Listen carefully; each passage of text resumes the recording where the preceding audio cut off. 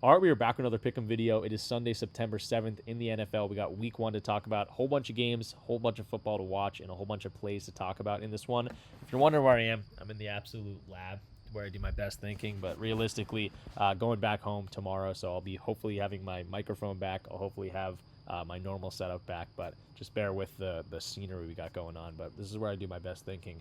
There's a pool table in front of me, TV. That's all I really need. Be watching a lot of football tomorrow, but yeah, we got a whole lot of stuff to talk about in this one. Some of my best plays. It won't be too long, and I won't be going crazy in terms of in-depth analysis, just because we don't have a lot of analysis to look at from this year. We have none, so I'm going to be looking at a lot of stuff from last year, talking about some of the things that happened in the offseason and some potential matchups that we can, hopefully take advantage of here. So if that sounds cool, strap in. Let's talk about our best plays and then get you guys on your way.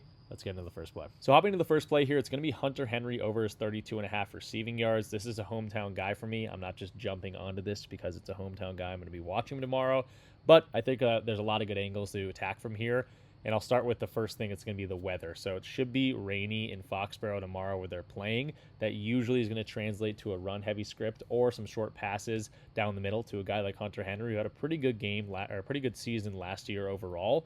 Drake May is coming in. He's got a lot of hype around him. I really don't think this is going to be a run-heavy script for the Patriots, especially if the Raiders can keep this thing close and we got a close game. If the Patriots are playing from behind, just going to be more passing opportunities for them to have. But I think Hunter Henry is going to be the tried-and-true guy for this team. Diggs is coming in, obviously, to be the wide receiver 1 in this team, but they were kind of working with the committee. Diggs is coming off an injury. Hunter Henry's been there. He had a pretty good season overall last year. It's kind of underrated, and I'm really liking the spot right here for him. I was actually looking at 3.5 receptions as well, but kind of having to play for some plus money there. So if that is something I'm interested in, kind of just going to go for the video pick, 232.5 receiving yards, and the weather's going to be that first step right there.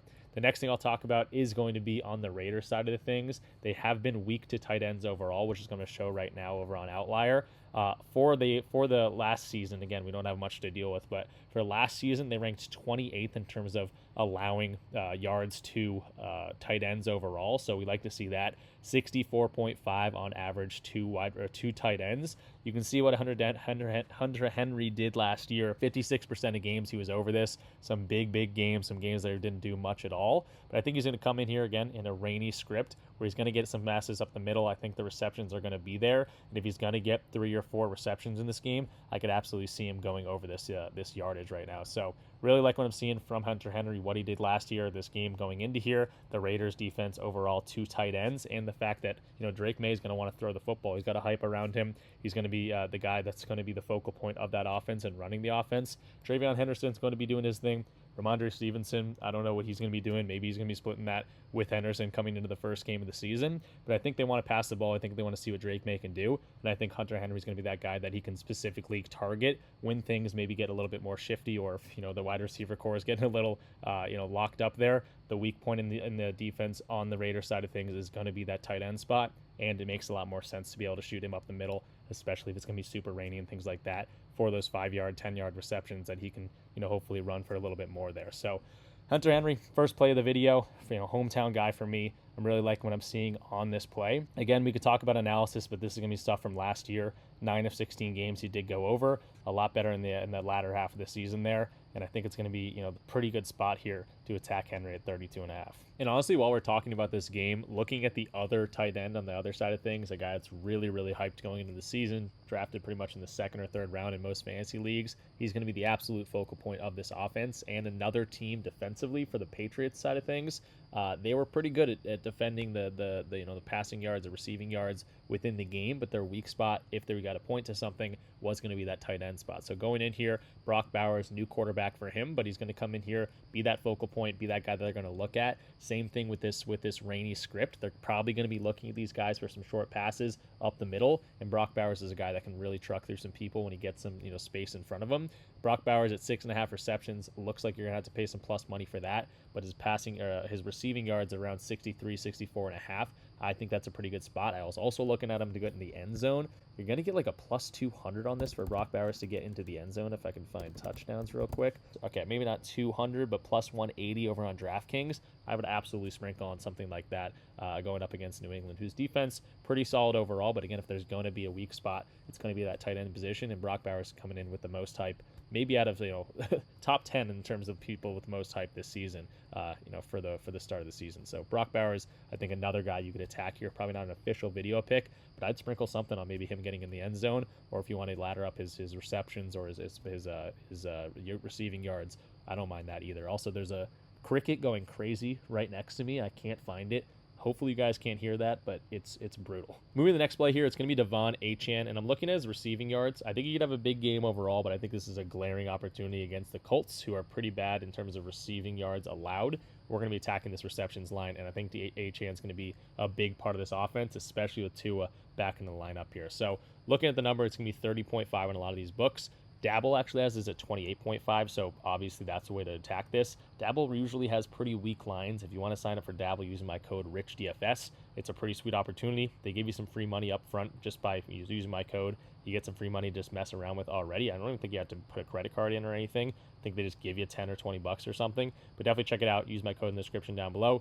You get a free month of my Discord and all that as well. So that would be awesome. 28.5 for this line is looking really, really good. Let's start breaking down a little bit. Before we even get into the numbers on like how many receiving yards they gave up last year and things like that, I think we could see that 4-man pressure that the Colts are going to show this team. And if that happens, I think the counter is going to be naturally to go into this counter motion, these orbit swings, these screens, and that's where Achan's really going to thrive here. Moving over to Outlier too, we can actually see, if I can pull up Outlier, right over here, you can see the numbers here. Receiving yards allowed, they ranked 25th last year. In games with Tua, these are the games overall, 53% hit rate going over these. A lot of these huge games, and a lot of these not very good. With Tua in the lineup, he's obviously going to change this overall in terms of their offense. We saw Tyreek Hill have a very down season. Waddle had a down season. Achan didn't do amazing in terms of his receptions and receiving yards. But with Tua in the lineup, 82% of the games, and he's absolutely crushing a lot of these numbers. So the receptions are there, the targets are there, and they have a really good connection. If that if that change comes and the Colts do what they want to do with that 4-man pressure, we're going to get a whole lot of Achan. He can do a lot of things with the ball after he gets the things, so yards after carry will be huge here. I think this number at 29.5, 30.5, 28.5 on Dabble just seems a little bit too low here. So really, really liking the opportunity for Achan to have a big game in this receiving yards line for a guy that's going to get 4.5 receptions. That's where his line's sitting at right now, 4.5, 5, whatever receptions. I think this guy could absolutely blow this line out of the water. One of my favorite plays on the board right now. Very, very favorable matchup. And with Tua back in the lineup, that's just going to be a huge plus for this offense in general, but for Achan specifically. Moving to the next play here, it's going to be another stud here, another guy with a pretty good matchup when you start looking into it and the injuries that are going to be going on for the Cleveland Browns. And I'm going to be looking at Jamar Chase here over his 6.5 receptions line. You can pretty much find this anywhere. The juice isn't too bad. You can see on FanDuel it's minus 115, whereas Pinnacle, one of the sharpest sportsbooks out there, has this at minus 128, a higher favorite to go out there. It's available on PrizePicks, available pretty much anywhere you're going to be looking here. Jamar Chase is going to be sitting at 6.5 receptions here. I'm really liking the over here. Let's first talk about, why the Cleveland Browns are a little bit banged up. Their cornerback situation is going to be, Emerson's not going to be there, so Ward might have to play maybe not one-on-one with Chase the entire game. Maybe they might shift to more of a zone or a side situation, which is good for Jamar Chase. If he's not going to be seeing Ward all game, then that's going to be more opportunities for him to potentially get some balls, because we know Denzel Ward's going to be a stud out there. The next thing I want to talk about is the fact that we know Jim Schwartz is going to be attacking the pressure that's going to make Joe Burrow want to get that ball out of his hands. That could be a problem for a lot of different guys, but I think you potentially go, if you're Joe Burrow, your first thought is going to go, I'm going to go tried and true, go to that first read, Jamar Chase down the side, whatever it is, and find your guy when you can just face that early pressure. So with the Jim Schwartz here, with Denzel Ward potentially not seeing him, Jamar Chase, every single possession here, and the fact that the cornerback situation for the Browns is going to be a little bit faltered with Emerson out of this lineup, I think it's going to be, for the star-studded and offensive-minded Bengals here, I think we could see a lot of passes going towards Jamar Chase. He's the number one pick in a lot of fantasy drafts for a reason. I don't mind going to a guy in a situation that you might look at the numbers and say this isn't a great matchup for him, but digging into a little bit more with the pressure Joe Burrow could be seeing, again, he could be relying on that first look offense, and Jamar Chase could be seeing that. So the odds are looking good for this one. The game script kind of looks good for this one as well. The Bengals love to do some, make a lot of offensive plays. That's going to be, beneficial for a guy like Jamar Chase to go out there and be able to corral some footballs. So going into PropsMadness, actually, which is another sponsor of the channel, they do have an NFL tab that they're working through. Really, really love what I'm seeing from them. One of the main things they have is all these different filters that you can look at. So I can look at actually targets from last year. So these are all his games last year. But the games, he's averaging around 10.3 targets last year. If you come to go see 8 to 12 targets, so 8 plus targets, we're going to see an 81% hit rate here. I don't mind Jamar Chase getting 8 plus targets tomorrow. I don't think that's anything too crazy. But even 8 to 12 targets last year, he's over this at a 66% clip.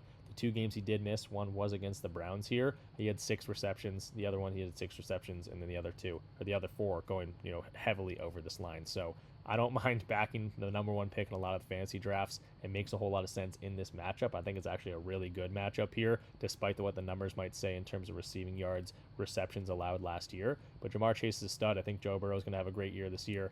And with the cornerback situation and Ward maybe having to play a little bit more zone or side defense, I could absolutely see Chase, eating tomorrow. I think we're going to have to add a here counter because I think I've said here about 5,000 times in this video. But moving into what's going to be our final play of the video, it's going to be Jared Goff, and this is honestly one of my favorite plays out there right now. Over his passing yards, I think he could absolutely crush this thing. But regardless, 238.5 on Dabble, so another one where Dabble's giving us the best odds out there. Pinnacle 242.5, Circa 244.5. Both these are very, very sharp sports books, so we'll take the 4 or 6 point difference here on Dabble any day of the week. Now, why do I like this play? They're going up against the Micah Parsons led, Packers here, which is weird to say out loud, but that's the truth of it. And that might mean a little bit more pressure on Goff, but I think they're going to thrive in that situation. It might not be a perfect situation, but you can kind of flip it towards a positive. That means, he might have to scramble a little bit. Maybe he's going to be throwing a little bit more in terms of, slanting guys off the edges or whatever it might be.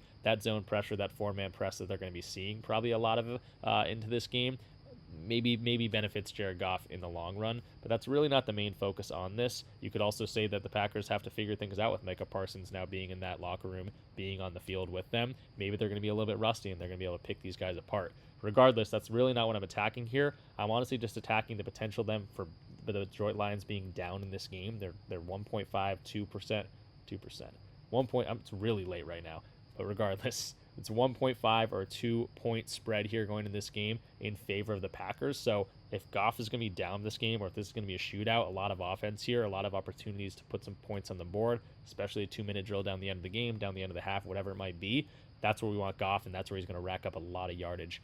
We know the offensive weapons this guy has. We got Amon-Ra St. Brown. We got Jamison Williams. He just got absolutely bagged up. 3 years, $93 million. Absolutely absurd. They got Laporta. They got obviously some weapons here. Over in 67% of games last year, but also I want to see games they lost. There's something to look at.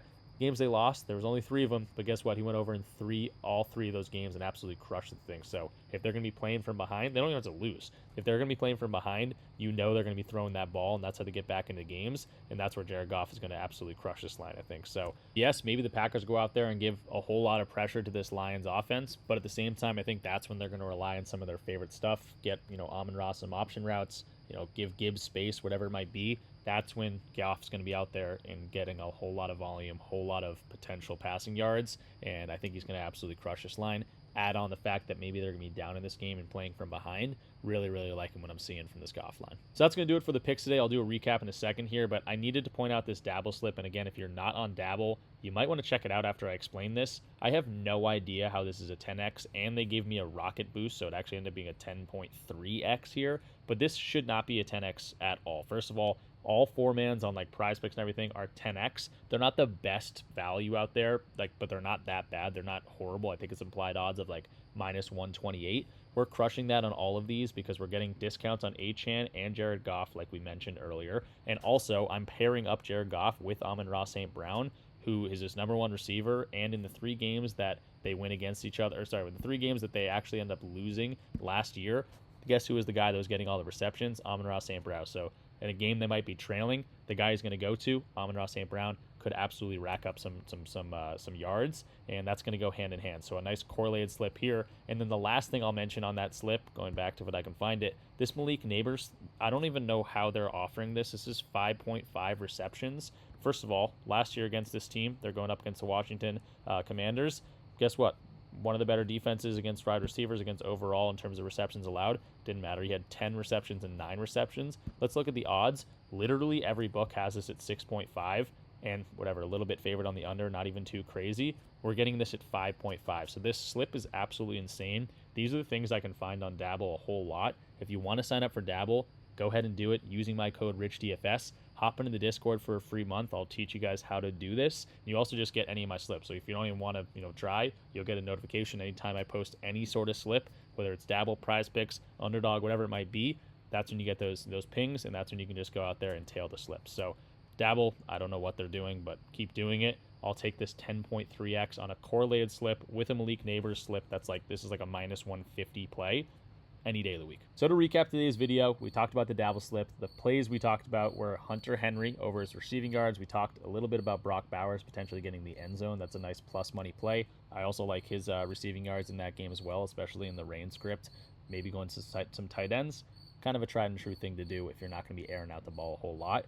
We talked about Jamar Chase, another stud in this video. We talked about Achan. We talked about Goff. All overs for week 1. Let's have some fun watching some football, and hopefully we'll go out there and make a lot of money. If you like this video, go ahead and leave the video a like, comment something down below. It always helps YouTube to push this video out a little bit more. Again, we're going to be in a better situation when I'm back home. I hope you cannot hear that cricket because it's driving me insane. But yeah, I'm losing my train of thought. Let's have a fun, week 1 of NFL football. So sit down, relax. Hopefully we, just watch that money coming in with our wins today. And yeah, hopefully if you want to jump in the Discord, a fun community to talk sports, talk props, talk plays, obviously celebrate our wins, cry about our losses together, complain about guys playing like crap, whatever it might be. It's a whole lot of fun. Definitely check out the links in the description down below. It's going to be a fun season. See you guys in the next one. Good luck with all your bets. Peace out.